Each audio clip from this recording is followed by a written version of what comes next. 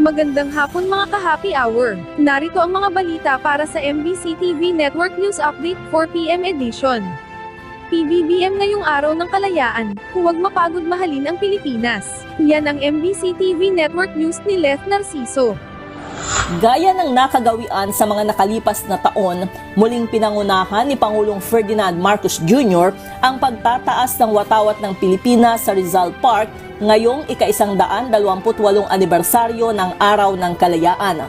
Kasama ng Pangulo sa pagtataas ng bandila ang First Family, sina First Lady Liza Marcos at mga anak na sina House Majority Leader Sandro Marcos, Joseph Simon at William Vincent.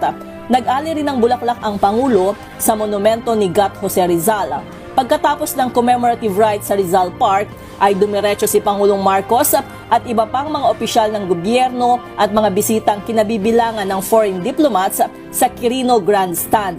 Sinaksihan ng mga ito ang Parada ng Kalayaan na nagtampok sa mayaman at makulay na kasaysayan at kultura ng Pilipinas. Sa kanyang talumpati, binigyang diin ni Pangulong Marcos ang mga aral na itinuro ng kasaysayan sa mga Pilipino na anyay dapat gamitin ngayon para mapaunlad ang bansa at mapalawig ang kasarinlan. Kabilang dito ang pagkamit ng kalayaan sa pamamagitan ng pagkakaisa at pagsasakripisyo ng sariling interes para sa ikabubuti ng bayan. Ayon sa Pangulo, maraming hamon sa kalayaan at kaunlaran sa kasalukuyang panahon. Nariyan anya ang mga katiwalian, pagkakanya-kanya, kahirapan, mga pandaigdigang hamon at banta ng kalikasan. Pero sa kabila nito, naniniwala ang presidente sa galing, sipag at kabutihan ng lahing Pilipino na manindigan para sa tama, magmalasakit sa kapwa na bumangon sa harap ng pagsubok. Nanawagan rin si Pangulong Marcos sa sambayanan na huwag mapagod na mahalin ang Pilipinas. Sa bawat Pilipino, ito ang aking panawagan. Huwag po tayong mapagod na mahalin, piliin at ipaglaban ang Pilipinas. Ipalalim natin ang ating kamalayan, maging mapanuri sa katotohanan. Gamitin natin sa tama ang ating kakayahan, hindi sa masama. Lumaban ng patas sa araw-araw, huwag pagsamantalahan ang pinagpaguran ng iba. At piliin natin ang ikabubuti ng bayan laban sa interes ng iilan. Kung mananatili tayong tapat sa mga adhikaing ito, matitiyak tayong magmamana ang mga susunod ng henerasyon ng isang bansa na mas matatag, mas makatarungan at mas maunlad.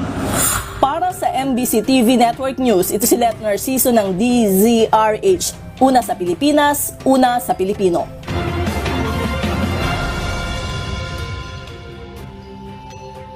Samantala, Meralco, nagpatupad ng taas singil sa kuryente ngayong Hunyo. Muling aasahan ng mga consumer ang bigat na pasanin sa kanilang bayarin sa kuryente ngayong Hunyo, matapos magpatupad ng dagdag singil ang Manila Electric Company. Sa abiso ng Meralco, tataas ng 1,488 centavos kada kilowatt-hour ang household electricity rate para sa buwan ng Hunyo.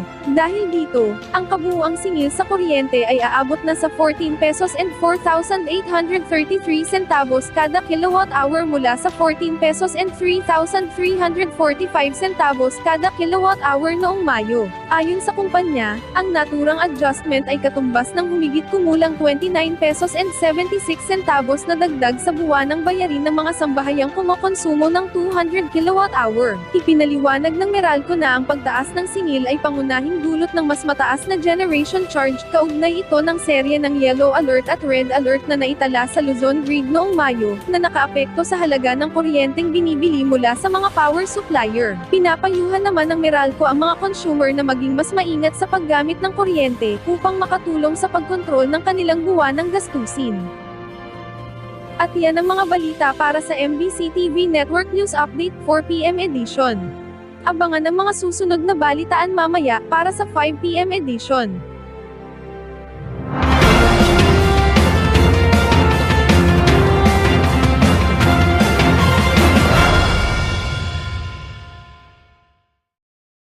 Mga ka-happy hour, kung gusto mong manood ang mga balita sa MBC TV Network News Update, mag-subscribe sa aming YouTube channel, i-like ang aming Facebook page, at i-follow sa aming TikTok account.